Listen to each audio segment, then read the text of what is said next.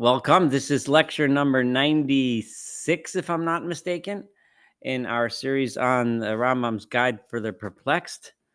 And we are learning, I'm using as the text the Pines edition. We're in part 3, about to study chapter 12. You want this one? I have my son here with me, so even though we only have one on the online, we do have other people here. And the Rambam was talking in the last two chapters about the problem of evil, and he laid out a couple important points that he wanted to make. And the main one being that everything that God does, God's creation, is by very definition good, right? And the reason why we have evil or suffering is because of the physical matter that we are made of, right? And that's which is something which leads us to do things that are selfish, do things that we're seeking our own pleasures and so on. And these kinds of things bring about evil. That just a very brief summary. And so chapter 12, he continues on the subject of suffering, of evil and suffering, why there's suffering. So it's a pretty long chapter, but it's hopefully we can get through the whole chapter tonight, because he makes some really, really incredibly surprising points. If for people that aren't familiar with Rambam's philosophy, and they might surprise you if you're used to somewhat often passed off as standard Orthodox Jewish philosophy. The Rambam might surprise you a bit over here. This is one of the things that makes him controversial, but incredibly wonderful nonetheless. So here we go. Often it occurs to the imagination of the multitude that there are more evils in the world than there are good things. Kind of like people kvetch, everything's always terrible. There's always suffering. The economy is always bad. Everything's always bad. We see it unfortunately today. People are always complaining about how bad things always are. As a consequence, this thought is contained in the many sermons and poems of all the religious communities.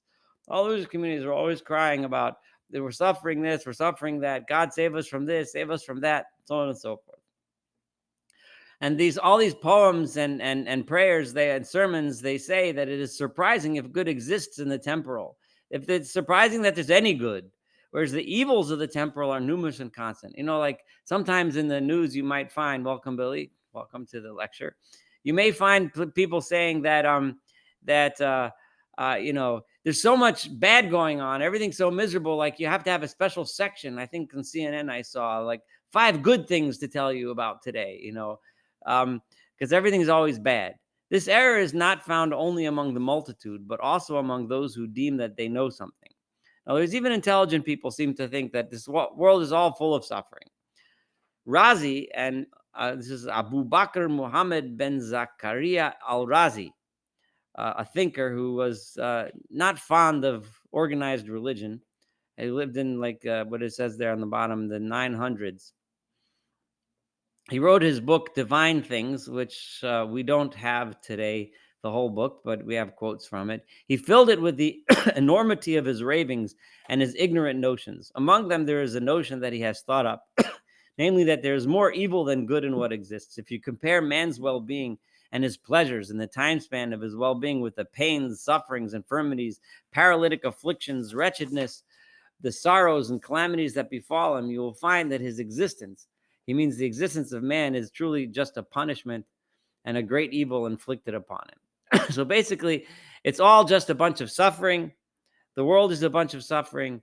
And maybe every once in a while we might, have a good meal or enjoy something.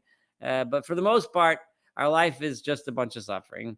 And that's the whole, He began to establish this opinion by inductively, examining these misfortunes, so as to oppose all that is thought by the adherents of the truth regarding the beneficence and manifest munificence of the deity, and regarding his being, may he be exalted, the absolute good, and regarding all that proceeds from him, being indubitably an absolute good. So in other words, he did it because he looked at the world and he started analyzing, in a person's life. He added up all the bad days and all the good days, and he got more bad days. And therefore, but he didn't look at the broad picture of what God does in creation and the entire creation. The reason for this whole mistake lies in the fact that this ignoramus and those like him among the multitude consider, and listen to this really carefully, consider that which exists only with reference to a human individual.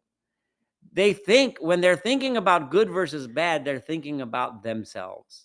They're thinking about me with a capital M, I with a capital I. Their little puny existence, me as one person, and they add it up, right? And if something happens to him, every ignoramus imagines that all that exists with a view to his individual sake. It is as if there were nothing that exists except him. And if something happens to him that is contrary to what he wishes, he makes the trenchant judgment that all that exists is an evil. If I don't get the job that I want, if I don't get the girl that I wanted, if I don't get the house that I want, if I don't have the salary that I want, if I don't have the food that I want, I don't have the fancy suit that the other guy has, then everything is terrible, because all you're thinking about is yourself, right? However, if man considered and represented to himself that which exists and knew the smallness of his part in it, if you think about the entire universe and you realize that you're a teeny tiny minuscule nothing piece of the whole big picture, the truth would become clear and manifest to him. For this is the key to humility, which the Rambam emphasizes in many different contexts, in many different ways. When Rambam talks about Ava and Yira, love of God and fear of God, which is really, according to Rambam, awe of God, the Rambam talks about how awe comes from recognizing how small we are in the big picture. When we recognize that, we become humble. And all of a sudden, when you're humble and you don't think, well, I'm the greatest thing, I'm what matters, so everything that happens revolves around me, so everything looks bad, because if I'm so great, well, why don't I have the fancy car? Why don't I have why don't I have this? Why don't I have a better job? Why don't I, but it's all about you. So all of a sudden, everything's evil, everything's bad, the world is a bunch of suffering, right? For this extensive raving entertained by men with regard to the multitude of evils in the world is not said by them to hold good with regard to the angels or with regard to the spheres. Remember, the angels in Rambam already defined for us what angels are. Angels are the forces of nature that make the world go round, right? And the stars with regard to the elements and the minerals and the plants composed of them, or with regard to the various species of animals. There's so much in this world. If you look at everything, all the animals that are around us, all the plants that Rambam mentions that are around us, all the stars that are around us, all of the energies and things that make the stars move, and so on and so forth. They're not thinking of the good that all of that makes up, right? Their whole thought only goes out to some individuals belonging to the human species. They're thinking about me. Maybe every once in a while, somebody might think about their wife or their uncle or their best friend. But for the most part, they're thinking about them, right? If someone has eaten bad food and consequently was stricken with leprosy, they are astonished how this great ill has befallen him and how this great evil exists. It's not a great evil. You ate something bad and you got sick, right? They're astonished so before I read this last quick sentence, I want to tell you that in the medicine of Galen, which the Rambam was very well steeped in, it was assumed that the semen comes from the brain. It was made in the brain and it went through the spinal cord. But more specifically, it came from the eyes. So if you have too much sex, then you become blind. This is not a Torah teaching. This was thought. You could still find it if you Google enough. You'll find people saying this kind of nonsense, that if someone masturbates, they'll become blind. Okay, so it's a medical thing. It's not a spiritual, kind of thing. So the Rambam is just laying this out there as a medical fact. They're astonished when one who frequently copulates is stricken blind, and they think it's a marvelous. This marvelous really means a wondrously bad thing, the calamity of blindness that it has befallen such a man and other such calamities. Well, meanwhile, it's just a result of nature. It's just the way things work. That's how it goes. Yeah, you eat a rotten apple, you get sick. Finished. Now, the true way of considering this, how should we think when we're thinking about, this balance of evil versus good, is that all the existent individuals of the human species, and all the more those of the other species of the animals, are things of no value at all in comparison with the whole that exists and endures. We have to look at the entire universe, everything. The entire, not even just planet Earth. The Rambam, he talked about the spheres. We would call it the galaxies and so on. It has made this clear by saying man is like unto vanity and so on. Man that is a worm, then the son of man that is. So he quotes all kinds of verses that support our puniness, our tininess within the giant scheme of things. There are also all the other passages figuring in the text of the books of the prophets concerning this sublime and grave subject, which is most useful in giving man knowledge of Yeshiva. I don't have to quote more psukim from the prophets. The prophets say it enough, Rambam says, all over the place. So that he should not make the mistake of thinking that what exists is in existence only for the sake of him as an individual. During the book 3 of Mor Nevuchim, which we are still in the beginning of, this theme is going to come back over and over again. Stop thinking that it's all about you. Stop thinking that everything happens for you. It doesn't happen for you. It doesn't happen for me. Everything that happens doesn't happen because for some, because of me. It's not you. It's not about you, right? According to us, on the other hand, the Rambam is, when he says according to us, as we've seen many times before, Rambam means according to the Jewish religion, according to the Torah. What exists is in existence because of the will of its creator. The world exists because God decided that the universe should exist. And among the things that are in existence, the species of man is the least in comparison to the superior existence. I refer to the spheres and the stars. This is so, one of the things that's so astounding to me is because I remember when I was taught in 6th grade, about when Galileo, it found that the Earth is the middle. It's not the middle of everything, and everything doesn't revolve around Earth. That it was this astounding notion that set off the scientific revolution, because people all the time, they thought that human beings were the center of the world. That's what I was told. Religious people always thought the human beings are the center of the world. Galileo comes along and says, no, the sun is the center, and we all revolve around the sun, and we're just a little speck on a dot that's flying around space, right?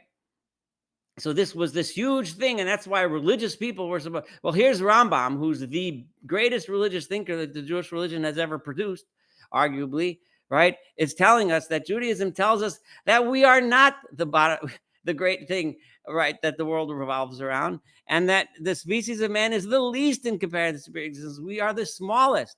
When you look at the stars and the galaxies and everything, that's the biggest. I refer to the spheres and the stars. As far as comparison with the angels is concerned, there is in true reality no relation between man and them. Man is merely the most noble among the things that are subject to generation. Now remember, and we had this before, but the under the sphere of the moon, right, where things are not permanent, things are not eternal. So in the skies, in the Aristotelian universe, the spheres are constantly going round and round, right? They're constant, they're eternal. Within this world, under the sphere of the moon, meaning in the existence that you and I live in, everything that we see is subject to generation and corruption. In other words, every being, it's born and then it dies and then it rots away and then life comes again and so on and so forth. So all the things that we see, and including ourselves, are subject to generation and corruption. We happen to be the most noble of those things which are subject to generation and corruption, but we are still a member of those species that are subject to generation and corruption, right? So, and why I mean to say that he is the noblest thing that is composed of the elements, right? The 4 elements, which Rambam has told us are only existent within the sphere beneath the moon, in our sphere. With all his existence is for him a great good and a benefit on the part of God because of the properties with which he has singled him out and perfected him. Right? The existence of the human being is a good thing, right? Rambam doesn't mention it here so much, but the reason why he's mentioned many times is because we have that ability to purify our intellect and gain wisdom and knowledge, which makes us and makes our existence good. That's why our existence is good. All of a sudden, the scheme of things becomes totally different, right? What is it that makes you and I special?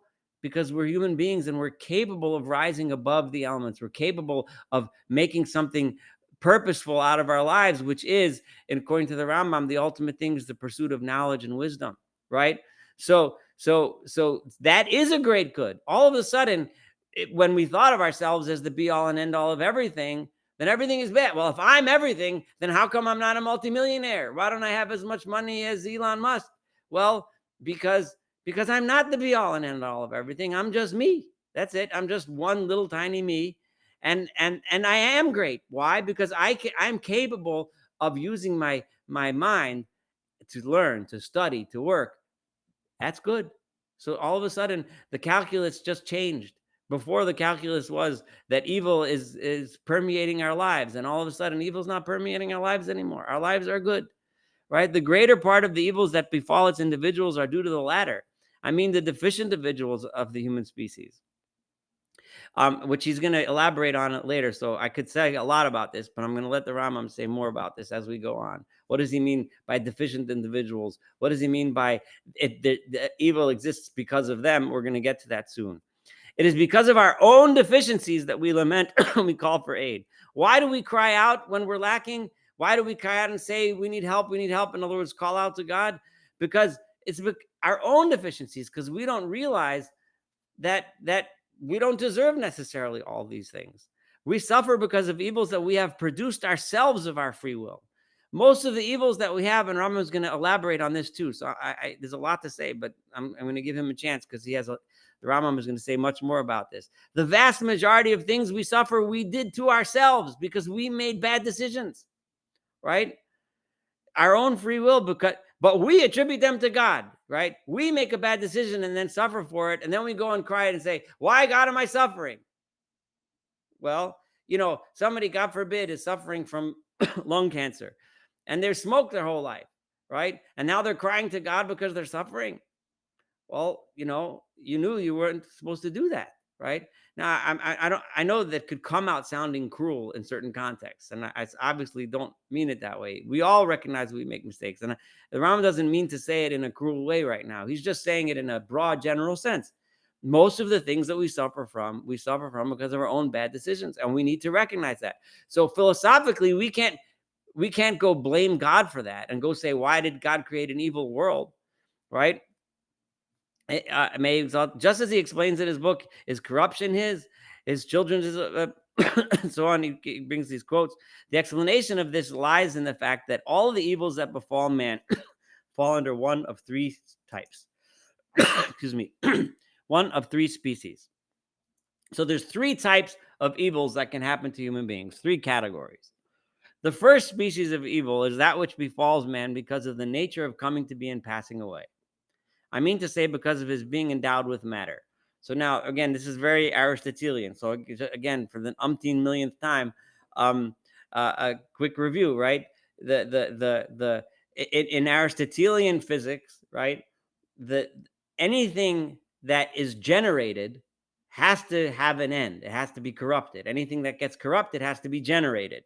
So in other words, any tree that grows from a seed and grows and becomes a big tree, in Aristotelian physics / biology / whatever you want to call it, that tree has to have an end. It has to be able to die and become rot, and then eventually go away, and then eventually give birth to a new tree, and so on and so forth. So that's like a rule of nature. There's no such thing as something that comes to be that doesn't go away, right? The things that are constant are eternal, according to Aristotelian world. And that Rambam had an argument with him about that, which we spent a lot of time when we did book 2. But the basic idea the Rambam accepts from Aristotle. So because of this, this is very powerful stuff what he's about to say. That, in other words, nature. What the Rambam just said, what you and I hear today is nature, right? We hear nature, right? We hear because this is the nature of the world. We are made of matter, right? If I translate into modern terms, we're made of atoms and molecules, and then eventually they become various tissues in our body, and our body's physiology works in a certain way. Because of this, infirmities and paralytic afflictions befall some individuals, either in consequence of their original natural disposition, because people are born with a propensity to get a certain disease, right? Basically what we would call today a genetic disease. Or they supervene because of changes occurring in the elements, which is today what we would call something that happens from the environment around us. We live in a cold place and we get cold, right? Or whatever. such as corruption of the air or a fire from heaven and a landslide. In other words, we happen to be in the place where there's an earthquake. We happen to be in a place where there's a landslide. That's why it happens. Think of the depth of what Rambam is saying here. When somebody, God forbid, dies in a landslide, Rambam is saying it happened because that's what nature does. That's it. There's no question on God. That's what nature does.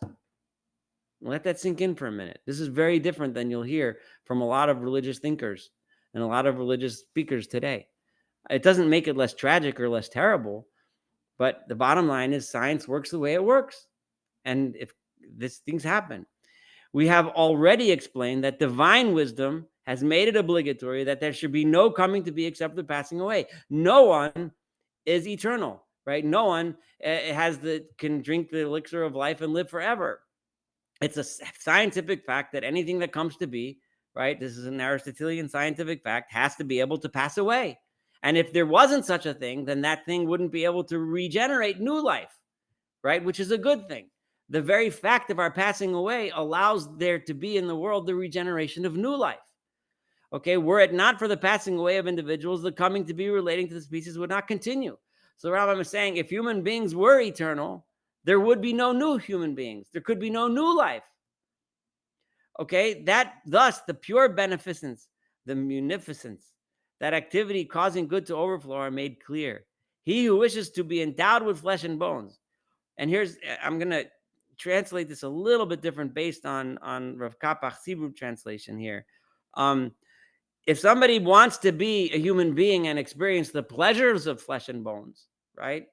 We have pleasures in our lives, and at the same time not be subject to impressions. This is the word that he uses, but lehit rashem is what Kapach said. In other words, to be affected by other things around him. If you want to have everything, but not also be negatively affected. If you want to say, I want to have the pleasure of this sitting out in the sun on the beach, okay, but I don't want to get the UV rays that are going to give me skin cancer. It doesn't work that way. You can't have A without B. If you want to have the pleasures of being flesh and bones, you also have to have the dangers of being flesh and bones. The fact that we can be that we can be influenced, that we can have negative effects from the world around us, and not be attained. All right, not to be attained by any of the concomitants of matter. Merely wishes, without being aware of it, to combine two contraries. Right? You want to be subject to to the impressions. In other words, you want to both have the benefit. Right? And not be subject to them. It doesn't work that way. That's not how the world works. For if he were not liable to receive impressions, if you weren't the kind of person, kind of being, kind of existent creature that can be affected by the environment around you, then there was no way that you could ever have been affected by the environment, thus bringing you into existence, right? You would never have been generated. What existed would have been one single individual. There would have been one dude, and that's it. Right? Generation and corruption is necessary, right? There would have been Adam Harishon, and he'd be walking around the world, and that would be the only guy, and no one else ever would have come around. And that would have been it. And not a multitude of individuals belonging to one species, right? So in other words, the diversity of the world around us and the existence of all these people is necessary.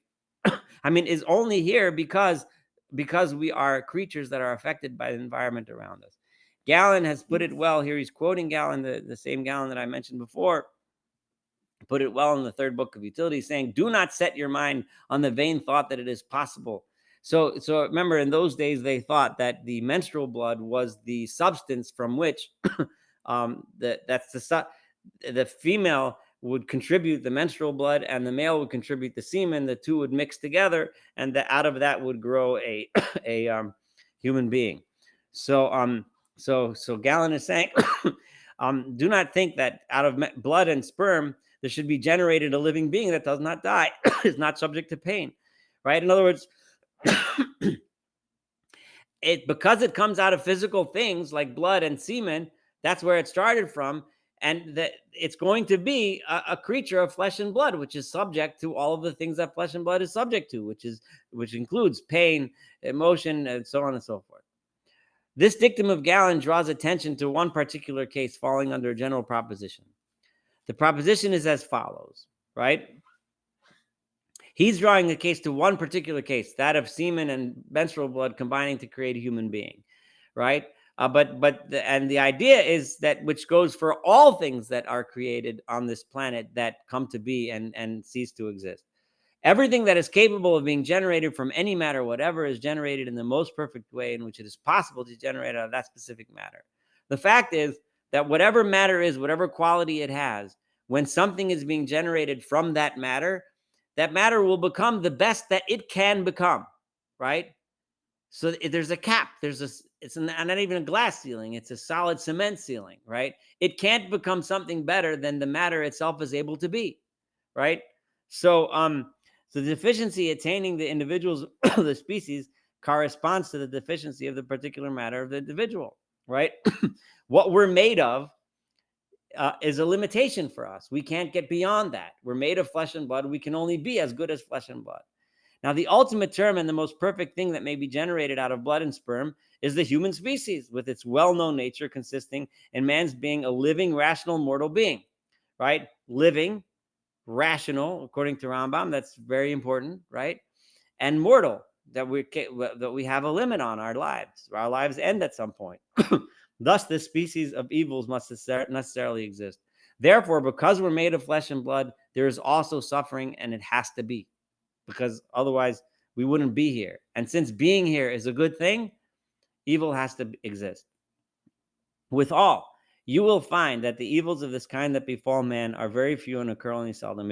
Now that you understand it this way, and you look at humankind in general, look around the world around you, and I've seen these kinds of things. You'll see articles sometimes where someone says, "Whoa, we open the newspaper and we think that everything is terrible. People are dying of such and such disease. There's hunger in a certain place. There's war in a certain place." Meanwhile, if we take it in general, there's 8 billion people in the world. If I'm wrong, correct me, but something like that. And most people have food to eat. The vast majority of those people are living much longer lives than they lived 100 years ago. The vast majority of those people are living and doing, and humanity and in general, and the world in general, is moving along, and there's lots of good going on. You will find cities existing for thousands of years that have never been flooded or burned. Also, thousands of people are born in perfect health. Most people, most babies are born kicking and screaming just fine, right? Whereas the birth of an infirm human being, it's an anomaly. In the Rav Kapach, he translates it as a balmum, which is a very different. Anomaly means something different than the norm. A balmum means a wound, a person with a wound, or a person with a congenital defect. At least if someone objects to the word anomaly, again, Rav Kapach has a very different translation. He calls it imitakesh hamitakesh. If you want to be stubborn and you don't want to call somebody a name, like say he's an anomaly, but still accept the fact that he's rare, right? For they do not form 100th or even 1,000th part of those born in good health. The bottom line is nature works. It produces human beings. It produces animals. It produces plants. It produces all kinds of things. Nature works. When you take the broad perspective and not your own individual selfish perspective, suddenly nature is a good thing. Suddenly it's a beautiful thing. Suddenly you recognize the bottom. If you get out of the haughtiness and you get out of arrogance and you enter humility, and you realize who you truly are and who you truly aren't, suddenly evil doesn't seem to be as prevalent as it did before. The evils of the second kind are those that men inflict upon one another. So the first type of evil is nature. Nature does evil, okay? Because that's the nature of nature, right? We exist in nature, the rules of nature, laws of nature, bad things happen. Number two, sometimes it's not nature. Sometimes it's because one person or one group of people or decide to inflict evil upon another, such as the tyrannical domination of some of them over others. We have one group of people that dominate over others. These evils are more numerous than those belonging to the first kind. It's way more common for people to suffer at the hands of other people than it is for people to suffer at the hands of nature, right? Way more common. And the reasons for that are numerous and well known. I don't even have to go into it. Anyone that has a brain knows that most suffering in this world is caused by human beings, not by nature, right? I'm not going to say most suffering is caused by human beings to other human beings, because you'll see why in a minute. Just hold that thought for a second. But most is caused by humans. The evils in question also come from us, right? However, the wrong man has no device against them. The person who is hurt doesn't necessarily have a defense. Again, so when one asks the question, very often you'll find the question, how could it be that I suffered at the hands of Joe, who decided to punch me in the nose, right? Well, how could God let that happen? But that's the nature of the way the world works. If Joe decides to punch you in the nose, then he punches you in the nose. And if you don't block it fast enough or whatever, then you're going to get punched in the nose and you have nothing you can do about it. But don't blame that on God, blame it on Joe, right? Joe decided to punch you in the nose.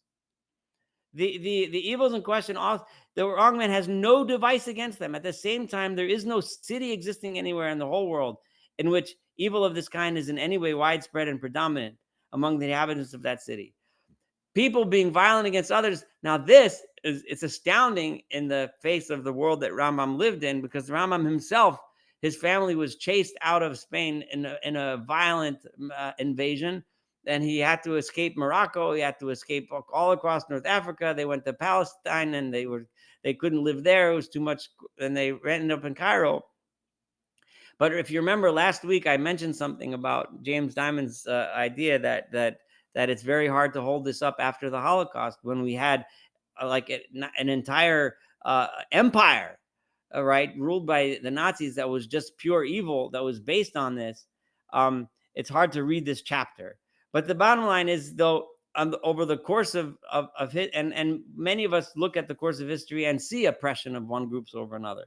So we can debate that, but I'm reading what the Rambam says, and you can, I guess, absorb it how you want to. But in general, the existence is rare. In the cases, for instance, where one individual surprises another and kills him or robs him by night, this kind of evil becomes common, right, in the course of great wars, when there's utter chaos, there's no authority, right, and there's big wars, and everything is there's no control, there's no law enforcement or anything. And such events, too, do not form the majority of occurrences upon the earth taken as a whole. Usually, things are, for the most part, peaceful. I mean, maybe we can say that now in America. Yeah, we do see, terrible things. We see, school shootings or whatever. But for the most part, kids go to school and it's fine, right? So that's kind of like what the Rambam is saying here. But the bottom line is, so far, two categories. Number one, nature is such that we suffer because we're human and we're part of nature and we're subject to the laws of nature. Number two, that's why some evils happen. Number two, which is much more common than that, is people being evil to others and deciding to oppress others. Number three, the evils of the third kind, which according to Rambam are by far the most common evil, are those that are inflicted upon any individual among us by his own action, as things that are our own fault, because of decisions that we made, because of things that we did. Most of our suffering, Rambam says, comes from here. This is what happens in the majority of cases, Rambam says. And these evils are much more numerous than those of the second kind. Much more do I suffer because of my own decisions than that which I suffer because of what someone else decided to do to me. All men lament over evils of this kind. Everyone sits and cries about these things. And it is only seldom that you find one who is not guilty of having brought them upon himself. When someone comes in to cry about this, and this, and this, the vast majority of the time, Rambam says, it's because of something that he did. It's because of a decision that he made, right? Rare is it that you find, right, that finds someone suffering from something that wasn't a result of his own. Not that it doesn't exist. It exists, but it's rare. He who has reached, this is the ultimate in victim blaming. But however, it's not really that. I kind of meant that tongue in cheek, because it's true. And when we look at ourselves, we need to be humble and recognize that nowadays, of course, we understand why sometimes we make certain decisions that may not be our fault, and so on and so forth. But the bottom line is that most of our suffering is because of decisions that we made. To him, one may say, that has been said, that hath been to you of your own doing. And I'm going to skip some of these other quotes and go down a little. I'm on page 445, by the way, in the Pines here. He also has explained with reference to evils of this kind that are done by man to himself, his dictum being, this is Shlomo HaMelech, King Solomon, behold, this only have I found, that God made man upright, right? Vehema bikshu cheshbonot rabim. They have sought out many thoughts, right? God made us fine, right? It's not God's fault, right? You're the one that's sitting and making up all kinds of crazy ideas and getting yourself into trouble, right? About this kind is also been said, for affliction cometh not forth from the dust, neither doth trouble spring out of the ground. Affliction doesn't just happen. It happens because of something that you did. Immediately afterwards, it is explained, for man is born into trouble, and so on. This kind is consequent upon all vices, all the things that we do for our own pleasure without thinking about the consequences. I mean, concupiscence, I don't even know what that means for eating. In other words, people that eat too much and then they get fat and then they complain that they had a heart attack, right? Drinking, you drink too much, you get liver disease or liver cancer, and you complain, why do I have liver cancer? And copulation, a person goes, has sex with 10 people, and then he comes back and cries that he has syphilis, right? And doing these things with excess in regard to quantity or regularity when the quality of the foodstuffs is bad. For this is the cause of all corporeal and psychical diseases and ailments. Almost all of human health is human caused. And I can tell you that 98% of the time, like the Rambam said, if you walk up and down the hospital thing, and I've had this conversation numerous times throughout my medical training, almost every single person is there because of something, a lifestyle choice that they made. Now, this is the Rambam is not saying we shouldn't have compassion on such people, because we make the same mistakes, so we should have compassion. But nonetheless, if we cut out what human beings do to themselves, then we would cut out almost all of human disease. With regard to the diseases of the body, this is manifest. With regard to the diseases of the soul due to this evil regimen, they arise in two ways. In the first place, through the alteration necessarily affecting the soul in consequence of the alteration of the body. The soul being a corporeal faculty. It having already been said that the moral qualities of the soul are consequent upon the temperament of the body. Give me a second. I want to think of a way to paraphrase this in a way that makes sense. But if you remember, the soul in the Rambam is the active intellect, right? Right. And the Rambam said that the active intellect, which is making decisions for us, right, is affected by, right, the passive intellect, right, which is getting influenced by all of the world and the senses that are sensed, right? In order to purify the active intellect, you need to need to purify yourself. You need to be morally proper so that you're not being influenced by the selfishness of the passive intellect, right? You're not being influenced by all the desires and things that the body, which is matter, wants, right? So the bottom line is that if you don't work on that, then your active intellect becomes less and less able to make good and proper decisions, and the soul itself becomes corrupted. And in the second place, because of the fact that the soul becomes familiarized with and accustomed to unnecessary things, the active intellect itself, even though that is coming in the Rambam scheme of things, right, coming basically direct from the prime mover through each sphere to the next sphere to the next sphere, that's basically our connection to God, so to speak, right? It becomes influenced by these unnecessary things. You get used to all this stuff, and consequently acquires the habit of desiring things that are unnecessary, either for the preservation of the individual or for the preservation of the species. And this desire is something infinite. It ends up so the soul actually develops the habit of wanting things that are not important, that are not necessary, and that are actually harmful. For whereas all necessary things are restricted and limited, the things that we actually need, there's a limit to it. How much food do we actually need? A certain amount. How much sex does the person actually need to have? As much as is appropriate in an appropriate relationship with the right person at the right time, for its right purposes, that's what's necessary. But so much is only going to lead to danger. If, for instance, your desire is directed to having silver plate, it would be better if it were gold. Some have crystal plates, and perhaps plate is procured that is made out of emeralds and rubies whenever these stones are to be found. But here's the thing.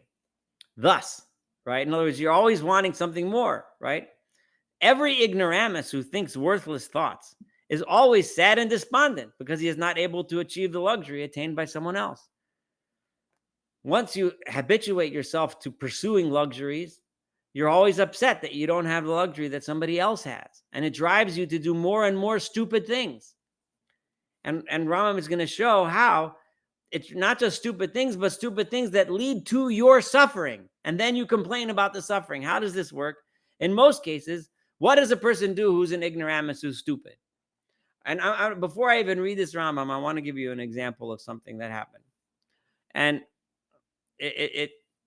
I work with, in my office, with several women that are really good people, and they do a great job helping me. But most of them are, weren't fortunate enough in their lives to have a lot of the resources I had growing up, and certainly don't have the same kind of education that I had. Most of them understand that in order to get by and to make something, try to get, make their situation better, they need to work hard. They need to be careful how they spend their money and so on, because they're not earning a lot, right? So once and I'm gonna, and this is important, and I say this important to understand the context. All of the women I work with in downtown Montgomery, Alabama, and this is one of the clinics I go to, they're all black women. All right. And they have a lot to get a lot of hard work to do to get by in this world, given all of the cards that are stacked against them, and they're doing the best they can. One of them, a young one who just came, gets a job as a medical assistant, which doesn't pay very much, and she's 20 years old. And needless to say, this woman was not hardworking like the others. And she gets her first paycheck, and she comes in and tells everybody, "I'm going to the casino." Right? And all the other women that were there, this was their discussion at the nurse's station, say, "Why are you going to the casino? You just got your first paycheck. Pay some bills with it, maybe. And if you have extra money, put it away, right? Don't, like, what are you doing? Like, you're just throwing it in the garbage." Say, "No, I'm going to the casino because I'm going to get rich," right? And just watching this interaction was watching what the Rambam is about to say. In most cases, Rambam says, and I'm at the bottom of 445, such a man, what does he do when he thinks, "Oh, I want something, I want to get rich"? You do something stupid, right? He exposes himself to great dangers, such as a rise in sea voyages. In the Rambam's time, there was no lottery, there was no casino. So what do? You get it. Someone says, if you get on a boat and you go to India, you'll get spices and you'll come back a multimillionaire. Yeah, but what happens in the end? In those days, half of the people that went ended up in the middle of the ocean. It's shark food, right? Or in the service of kings, some king tells you, "I'll pay you a lot of money if you join my army." And what happens to 98% of the people that join King so and so's army? They end up being slaughtered on the battlefield somewhere, and nobody remembers them, nobody knows them, and it's done. His aim therein being to obtain these unnecessary luxuries. He's thinking this is his way to riches. Meanwhile, he does something stupid, and he ends up suffering. He ends up losing his life, or losing his limbs, losing his health, and certainly not wealthy. When, however, he is stricken by misfortunes in these courses he has pursued, and then when he goes on the ship and the ship sinks or the ship doesn't sink, he gets the spices and they all get rotten, or whatever. He loses it to a bunch of bandits. Whatever misfortune happens, right? He complains about God's decree and predestination. He starts giving you all these things about God this and God that. God did this to me. God didn't do squat to you, right? You decided to take a huge risk. When you take a huge risk, the chances are you're going to lose, right? It's like somebody deciding, "I'm going to invest in some startup company," right? That decides to sell, I don't know, some silly gizmo. It might just be that this gizmo is going to be what's going to make me rich, but chances are it won't. And then you're going to go and complain to God that you lost all of your money. If you lose all your money in the casino, you're going to complain to God that you didn't hit the 777 on the slot machine. You decided to take that risk. He complains about God's decree and begins to put the blame on the temporal and to be astonished at the latter's injustice and not helping him to obtain great wealth. Remember, this all began with the arrogance that Rambam started talking about. Because if I got wealth, I would be able to procure a great deal of wine so I can be drunk and I can have a whole bunch of concubines. I can have as much sex as I want, adorned with gold, and all of my women will be dressed in gold and precious stones so as to move him to copulate more so that they'll have more sex with me. Then he is able so as to experience pleasure because I want to have as much pleasure. I want to have every pleasure in the world. as if the end of existence consisted merely in the pleasure of such an ignoble man. As if, and this goes back to the beginning of this chapter, that everything is about him. Everything is about him, and that's why he ended up where he ended up, right? And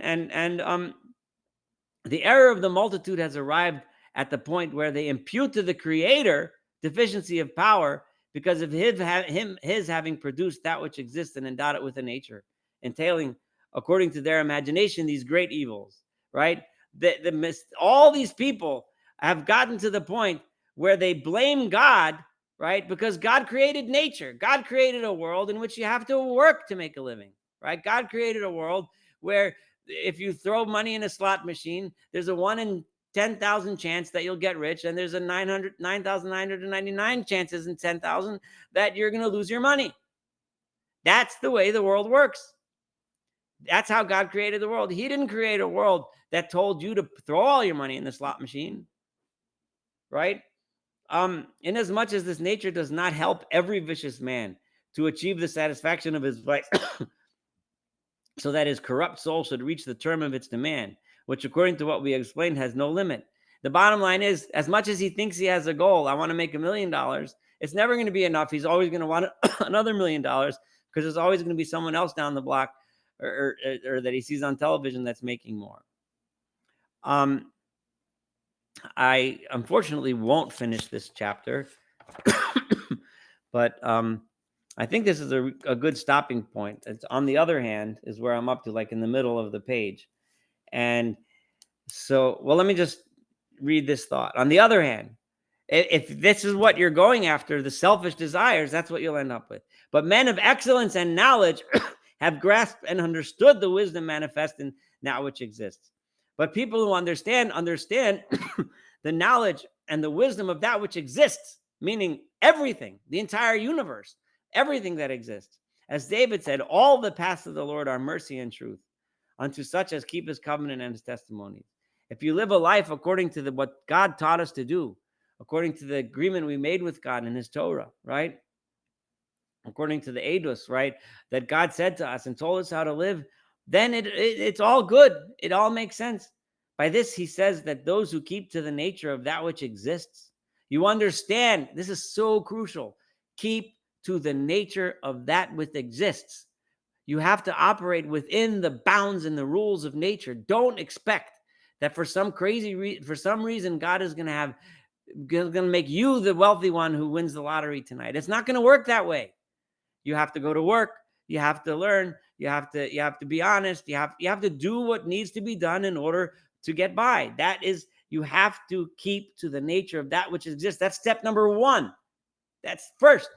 Step number 2 is keep the commandments of the law. In other words, don't think that keeping the commandments of the law are going to make you rich either. It doesn't work that way either. The nature of that which exists is what exists, and then you have to keep the Torah and know the ends of both and understand what the purposes of both are. Apprehend clearly the excellency and true reality of the whole. You need to understand the whole universe, the meaning of everything.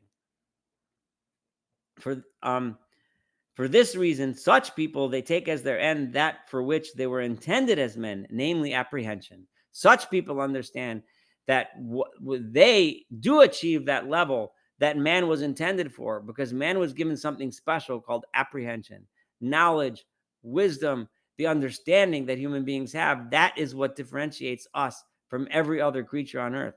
And therefore, that is our end. That is our purpose. This is obviously one of the linchpins, if not the linchpin, of Maimonidean philosophy, that it's all about your achievement, intellectual achievement, right? And that's what we're supposed to do. And because of the necessity of the body, they seek what is necessary for it. They do what they need to do. They have to eat, so they eat. They bread to eat, raiment to put on, without any luxury. You don't need a fancy, food. If you have food that sustains you, that's good enough. You don't need the nicest suit. If you have a jacket that keeps you warm, you're good, right? You don't need the biggest mansion. You have a house that keeps you dry and clean and warm, you're good, right? And that's what a person who lives within the rules of nature, a person who obeys the laws of the Torah as God gave them to us, right? That is a person who can recognize this and come to that realization. So actually, I'm going to end here I know I'm in the middle of something, but I'm really approaching the end, and I want to leave time for comments. So I'm going to start B'li next week from if one restricts oneself. It's about approximately 2/3 of the way down on page 446. Let me open the floor to comments because we said a lot. So I see Yosef has a hand up. Fire away. I just, since this is a philosophy class, Yeah. the $1,000,000 question is that we see evil people who are stupid succeeding, right? Derech Hashem Tzalecha, and that's what deters us when, yeah, we have the knowledge that I'm not going to go to the casino or not going to do this or that, but unfortunately, there are people that are so rich and so seemingly successful, Yeah. and they did it in the evil way, not by keeping the Torah and not by paying their taxes, etc. Yeah. So, Well, why sometimes evil prospers, Rambam will address that. So I'm going to leave that for and I don't know if we'll get to it next week even, but he will address it. So I'm not going to say too much. But part of the answer is that the vast majority of the time they're not. So there's lots of evil people who are not so successful. I mean, the jails are pretty full. So so so it's within nature that by chance somebody will happen that way. But that by the choice, one person can oppress another.